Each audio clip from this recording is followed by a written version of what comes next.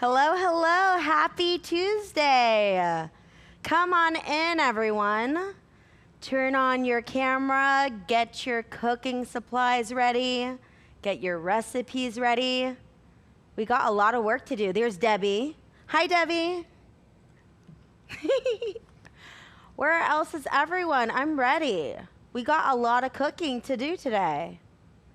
All right. Giving y'all a chance here. I hope y'all have been cooking a lot of food this past week or this past weekend. In Seattle, it's like nice and warm, so it was very like grill weather. It was gorgeous. And now it's getting a little sunnier. Earlier this morning was so cloudy, but this recipe is still good for a day like today. And it's one of my favorite indulgences, and I think it will be yours too. All right, giving y'all a few more minutes to enter the chat. How are y'all doing today? Where are y'all coming from? I know a lot of y'all are from Vancouver, from Las Vegas, from Tucson.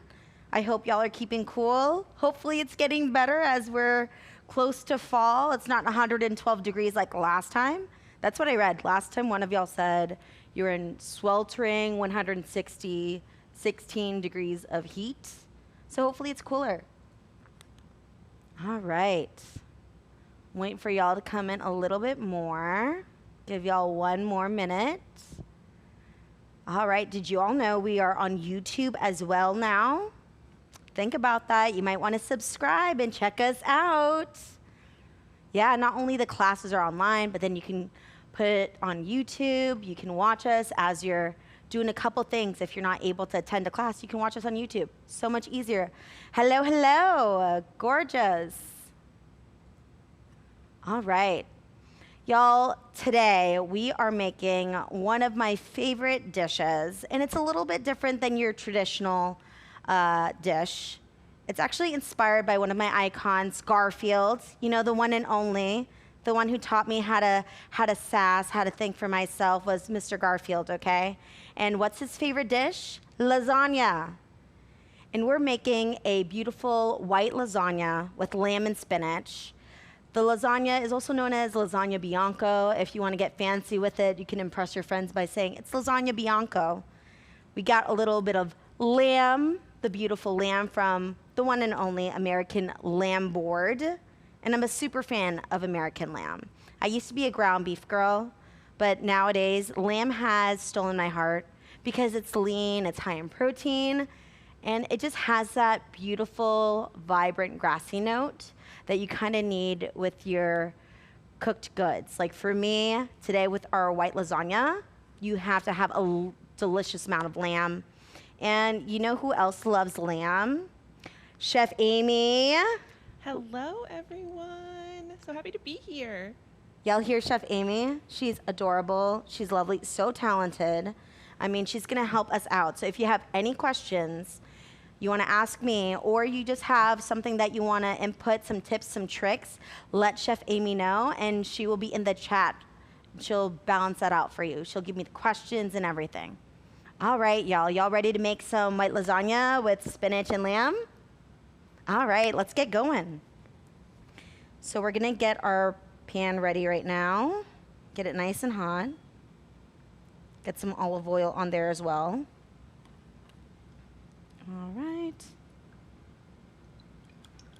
I love a little bit of olive oil. Lamb already has a little bit of fat, not too much, so it's a great balance. You don't have to go too crazy. I would say about a tablespoon or two per your 1 pound of ground lamb. All right, we're gonna put our diced white onions in. We're gonna saute those until they're fragrant and translucent.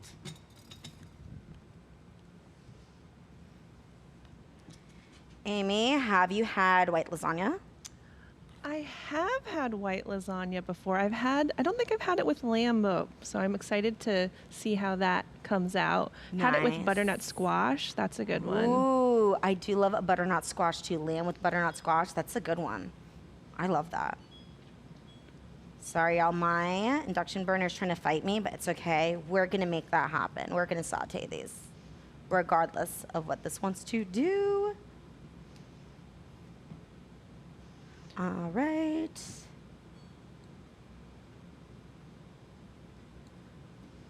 Jennifer had some lamb steak. Ooh, lamb steak. So that's steak in quotes. I'm not sure how she made the steak, but Oh, were you doing lamb chops? What were you doing to get that lamb steak? I know people do like elk chops, so I would assume like lamb chops are very familiar with that. I've only dealt with ground lamb, but that sounds delicious. I'm gonna switch out a pan, y'all. This pan seems to be fighting me, and that's totally okay. We're just gonna switch it out, no problem.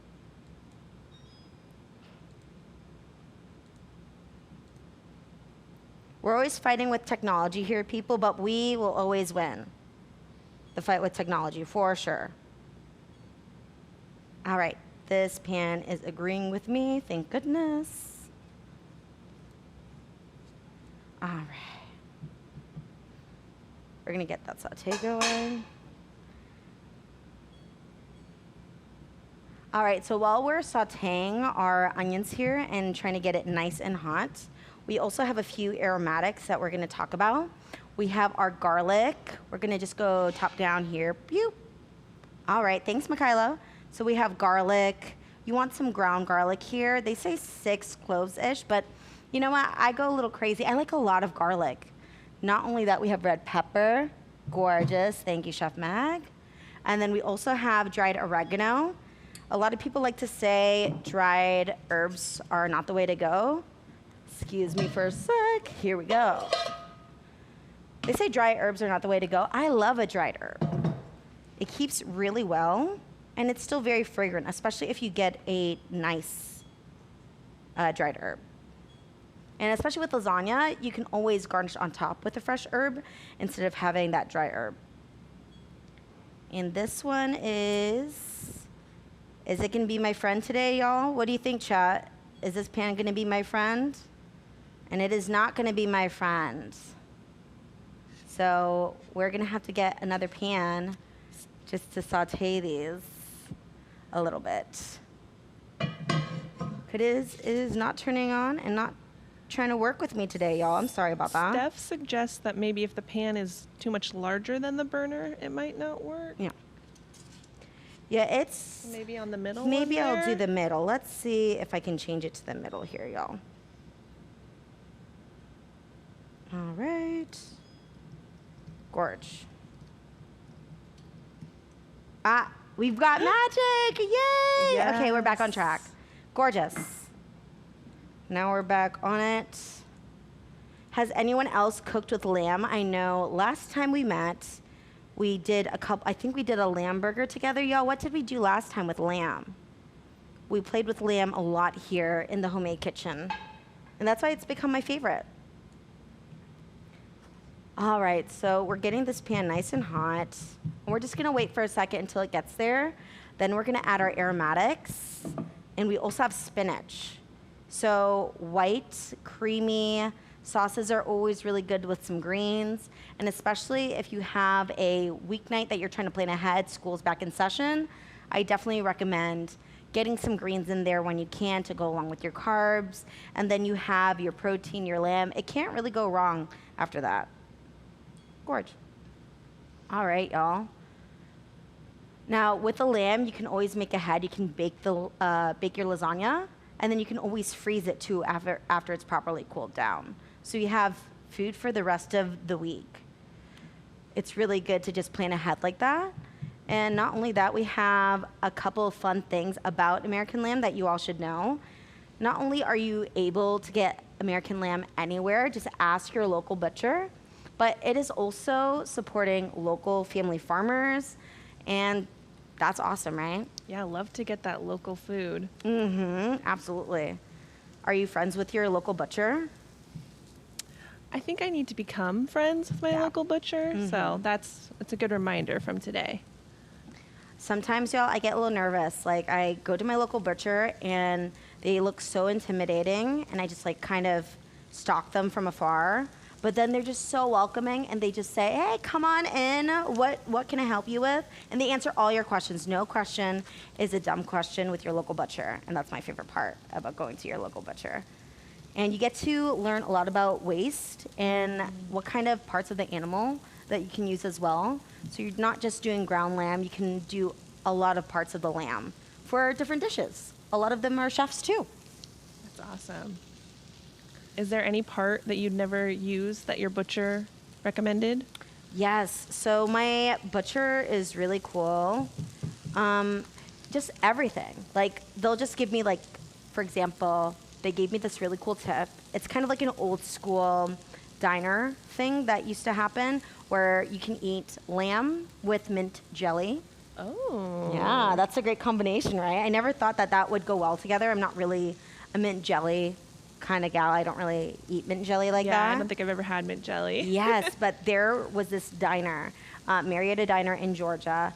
And so right after a class in college, I'd be so friggin' exhausted, but this diner would be open 24 hours, back when places were 24 hours, 7 days a week, and they'd have these giant canisters of soup, and they'd sell you like fried chicken, moussaka, like everything you can imagine in one place. That was the beautiful part about it.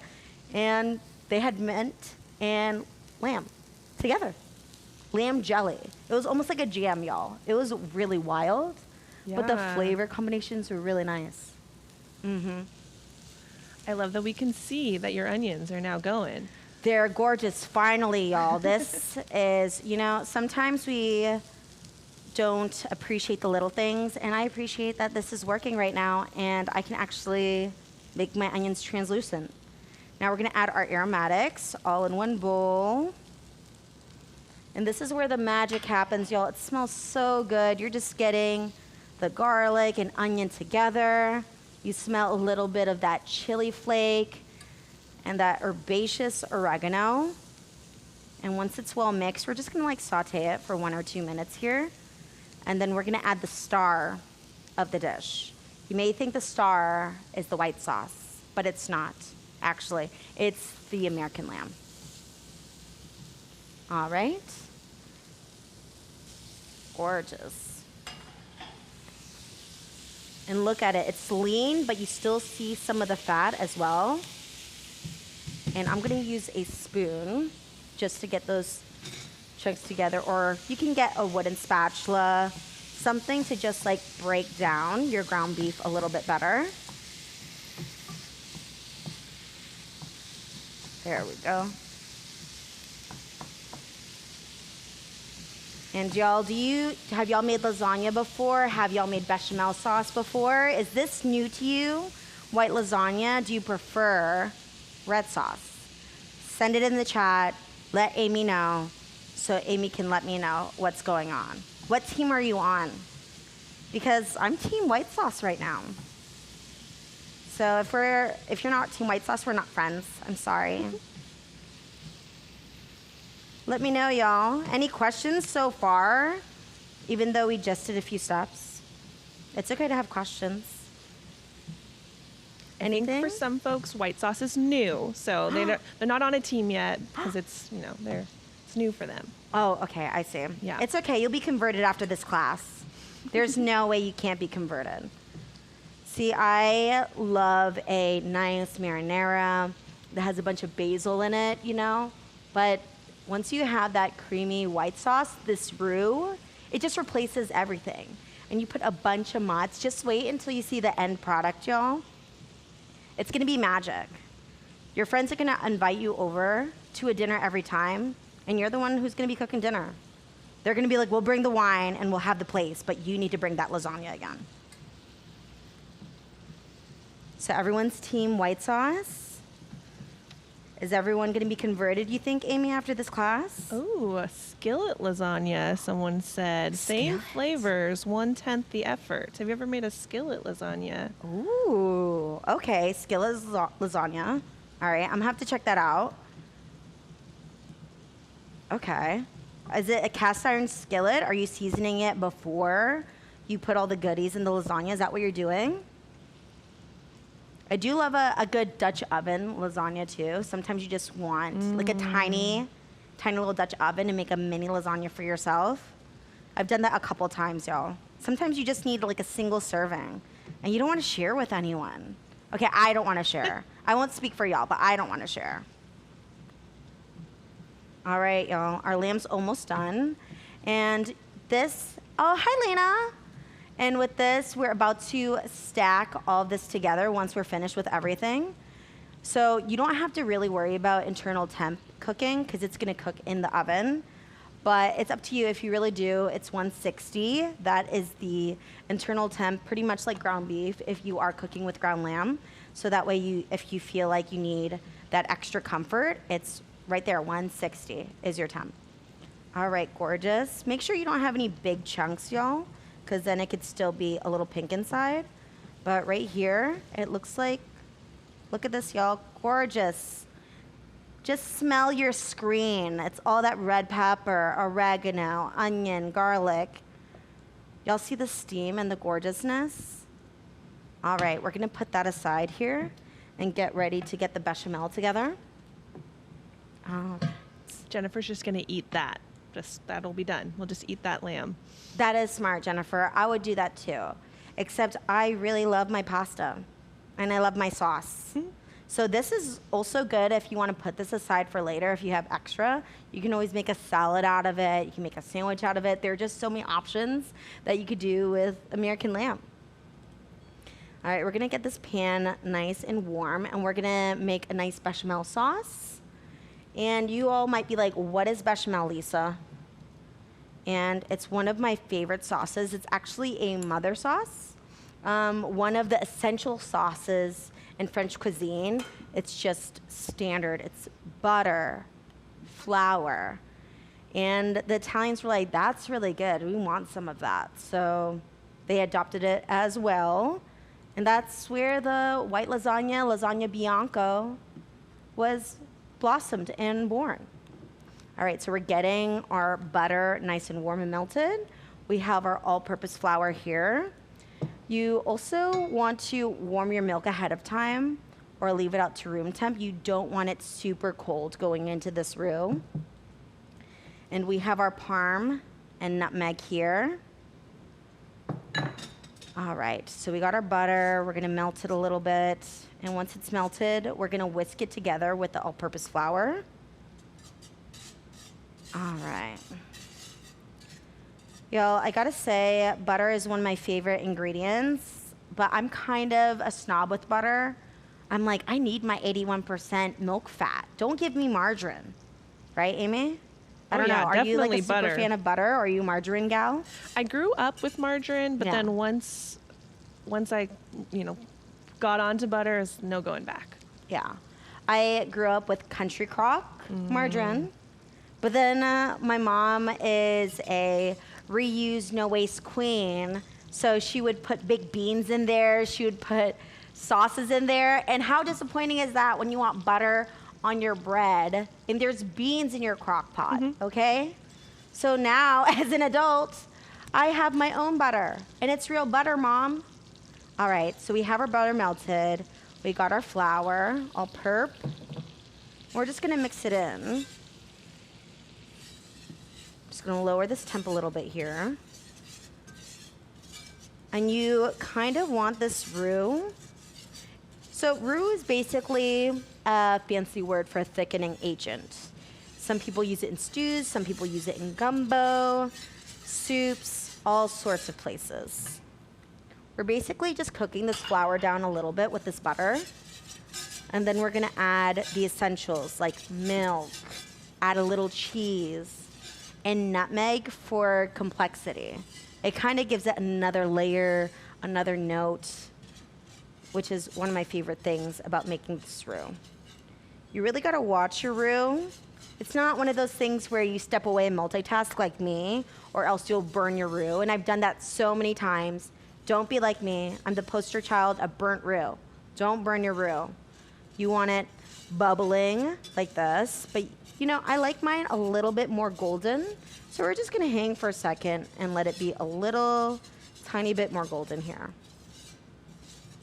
I've heard that nutmeg is, you don't necessarily say, oh, that tastes like nutmeg, but it's that thing that makes you go, what is that? Ah, I like that.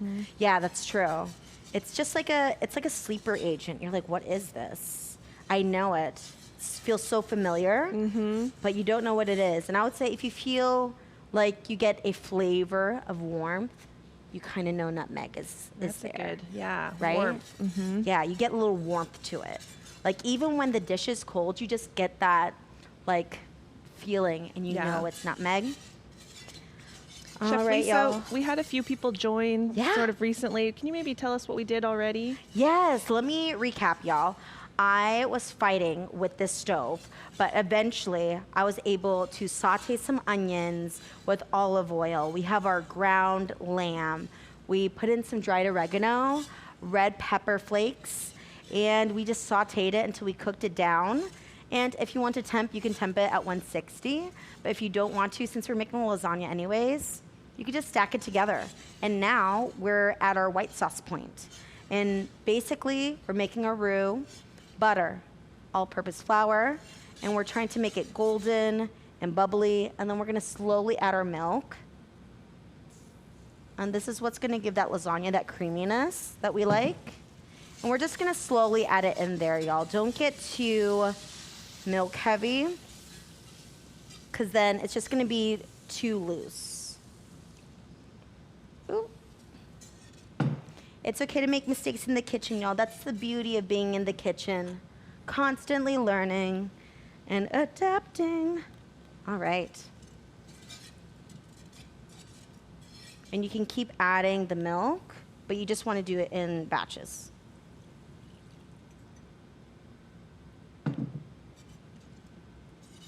All right. And this is the sauce that's going to go in between instead of your classic marinara sauce. That's nice and herbaceous. This is going to be the replacement. So we're just making a little bit more of an indulgent sauce that goes along with your lasagna. All right. And see, it's getting nice and thick. When you add too much of it all at once, it could be a little bit loose. And also, it could be a little clumpy, right? So you don't want a clumpy mess. So you're just taking your time with your roux. And it may feel tedious, but it's one of those necessary steps of being patient with your task at hand. All right. And we're just letting the lamb cool beside us. And then we have one more component before we assemble everything else. And we're almost done with this roux here. I'm gonna add the last part of milk, y'all. And then after we're done making this a little bit more unified, we're gonna add one of my favorite parts. Like Amy said, the warmth. We're adding the complexity, which is the nutmeg. And also the Parmesan. A little grated Parm never hurt anyone. Unless you're lactose intolerant. But it's not a lot of milk, so it shouldn't hurt you. All right. Look at that, y'all. It's supposed to be nice and thick like this. It's not too loose. You just want that kind of drip right there. Some people like it a little thicker. I like mine just around here. So we're gonna turn that off and put it to the side. And here we are with our Parm and our nutmeg. We're just gonna dump it all in there. All right. Gorgeous. Any questions so far about roux, about the origins of white lasagna? Any questions, Amy? I haven't seen any questions in here yet. Okay, no worries. Oh, someone is asking, can we use a different cheese? Yeah, you could totally use a different cheese. I would say get a drier cheese is probably your best bet with a roux, because later we're adding mozz, so keep that in mind. So you're still gonna get that melty cheese pull that you want, but you don't wanna add something with too much moisture with your roux. You kinda wanna make sure that the roux is doing its job before you add something else that'll make it a little bit too moist, because you're trying to stack. All sorts of questions coming in now. Nice. So the recipe calls for 4 cups of milk. Someone Yes. noticed we didn't use all of it. You want to talk about that a little? Yes, I can definitely talk about that. So for me, I would say it just depends on what you want. Since we're baking the lasagna, I want it a little bit less milk, but you can always stack it up. And also, my surface that I'm using to fill up the lasagna is a little smaller. So that's why I don't want to use as much milk, because then it's just going to pour over and bubble over. So we're just going to use just enough. But if you have like a bigger traditional lasagna pan that's like 9 by 13 or 9 by 10 or something, I would definitely say use all the milk for that one. All right. And then Gorgeous. one more question. Yeah, Is there I'm any listening. substitute for nutmeg? Substitute for nutmeg. I mean, you don't have to use nutmeg if you don't want to. You don't have to use it. I like to use it because it gives a little bit more layer flavor. So substitute, you can. I haven't substituted myself. I don't know, maybe you have something, Amy? No, I think it's, yeah, I think it's, you use the nutmeg or you don't. I don't know that there's something to use instead, but Yeah. you could also not use it. Exactly. Yeah. You don't have to use it, y'all. So if you don't have nutmeg, it's not going to be a super game changer, but it's one of those subtle differences that when you do use it, you will notice it. I don't know if your guests will notice it, but you definitely will notice it. I do. I definitely notice the difference. All right, so we have this aside. We're going to start on some magic over here. So we're going to go over to this left side. And we've got our ricotta. We've got our parm and our egg. All right. And we have that aside. We're about to mix this together and make a little bit of a ricotta mixture. All right. So we're just going to put it in a nice little bowl and mix it all together here. This is where your moisture is going to come in. So if you wanted something a little bit more, when whoever asked about the substitution of the parm, this is where your moisture comes in. So you have your ricotta here, a super, super moist cheese, kind of similar to cottage cheese. If you all have never had ricotta, it's kind of like cottage cheese. And we have our parm here as well. You're gonna mix that together. And egg kind of binds it together. So you already have your egg here.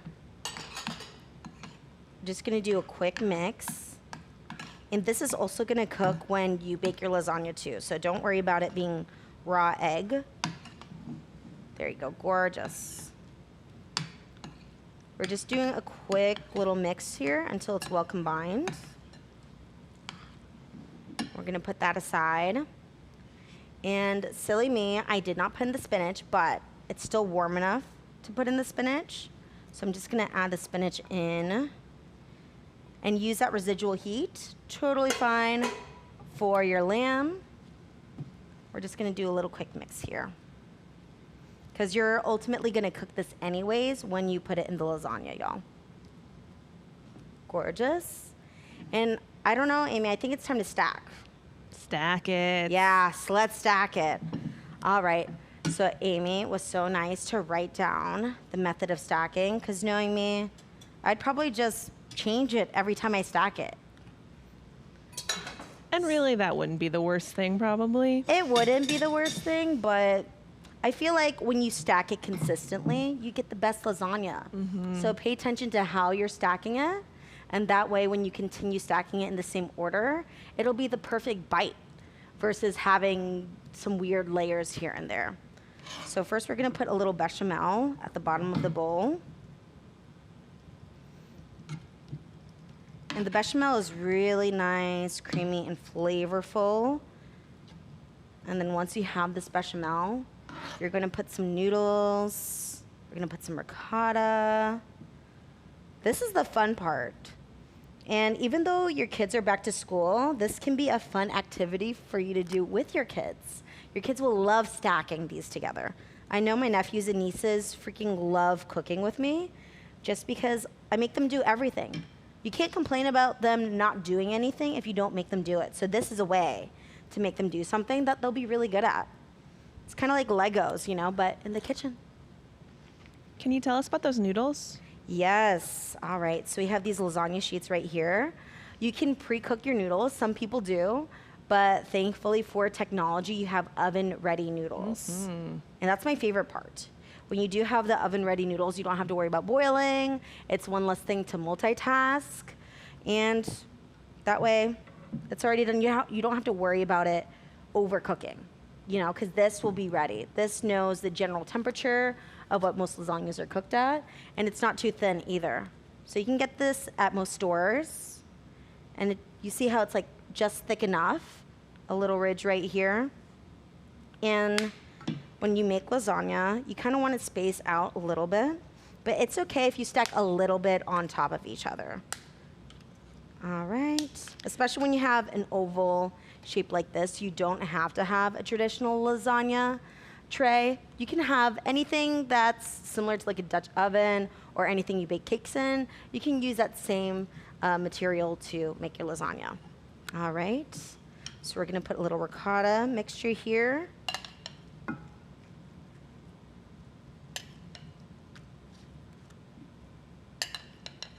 And you want to be a little bit frugal on the first half because you don't know how many layers you're going to do. And now we're going to put our lamb spinach mixture in there. And there's our one layer, y'all. First layer done. It does not have to be perfect, because the oven will really do all the work for you since you've already done your sauces, your flavors, your spinach.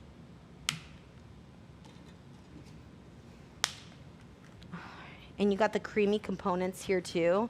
You have your rich bechamel, you have your bright ricotta. Ricotta almost has like a brightness to it when you do cook with it. And then you have your hearty spinach and lamb mixture. And then we're just gonna keep stacking until we're almost done.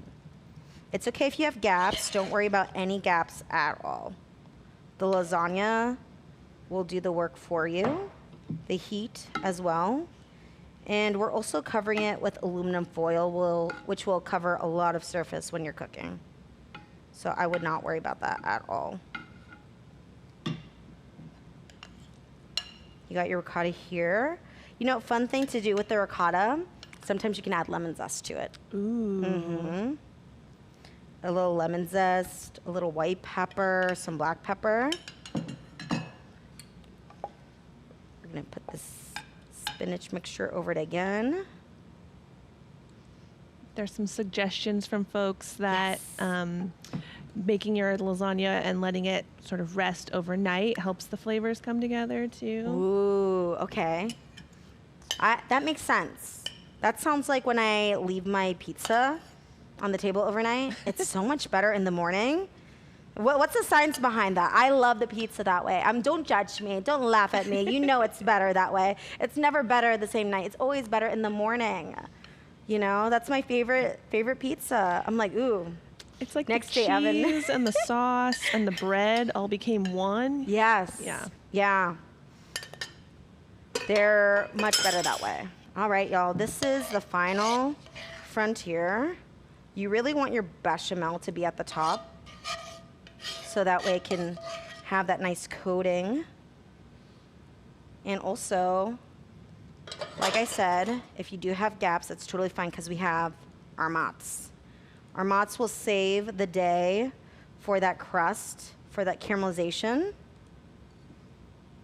And we'll also have parm to add to if you wish. I want some mozz though. All right. And this is what you got. Boom. Seems so fast too. I know, it's not crazy at all. Then all you gotta do, cover it with your aluminum foil.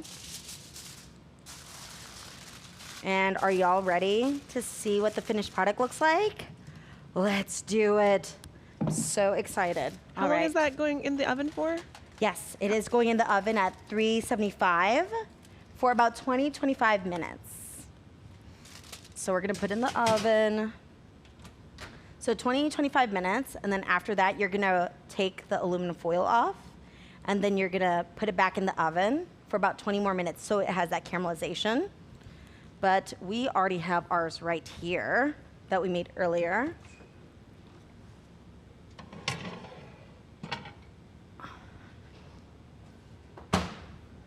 And here it is, y'all. Oh my gosh, it's gorgeous. Look at that. The caramelization, the crust. I wish I could do like an ASMR for you all so we can hear the crunchiness, like you can't hear that, but like, you know, think about how it would sound. Look at this, the caramelization. And since it is Amy's first day with us, should we feed her some lasagna? Should I share? Okay, we'll share, Thanks, Since you said yes, we'll share. All right. Oh my gosh. Just go in there, y'all.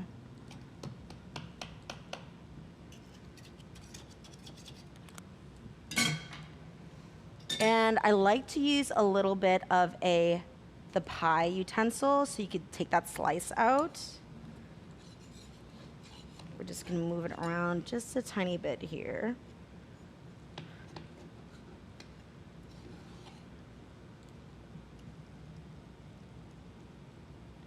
Look at that. Cut a little bit of the slice of cheese here. Look. How gorgeous, how steamy. I'll go over to this left side. Maybe you'll see it a little better. Look at that. There's your pie. There are your layers right there with your lasagna. Gorgeous.